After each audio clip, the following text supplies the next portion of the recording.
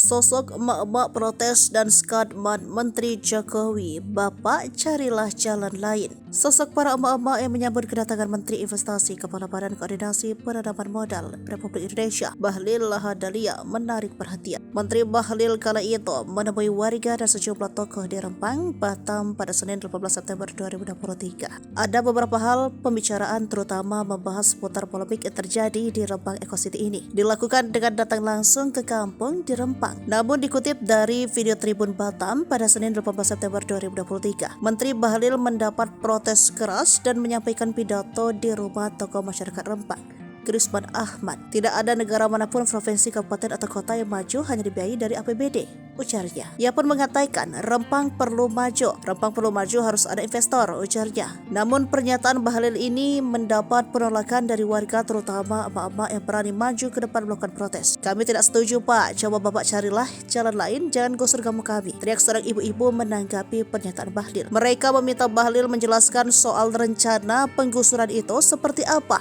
Menteri Bahlil lalu menjelaskan pihaknya akan berbicara setelah ada master plan. Namun sosok emak-emak yang terlihat menjadi juru bicara di antara teman-temannya ini meminta Menteri Bahlil tegas dan tanpa ada pihak ketiga. Sontak Menteri Bahlil nampak kebingungan dan langsung meminta warga untuk menyampaikan keluhannya ke tokoh masyarakat itu. Terkait penolakan ini, Bahlil mengakui kedatangan menemui warga Rempang karena ada niat baik. Sebelumnya telah mengunjungi SMP SD yang terdampak gas air mata kejadian bentrok di Rempang beberapa hari lalu. Bahlil mendatangi rumah Garisman pada Senin 18 September 2023. Dia juga akan melakukan beberapa pertemuan lanjut dengan sejumlah tokoh membahas proyek Eco City dan berjanji tidak akan merusak kampung adat Rempang.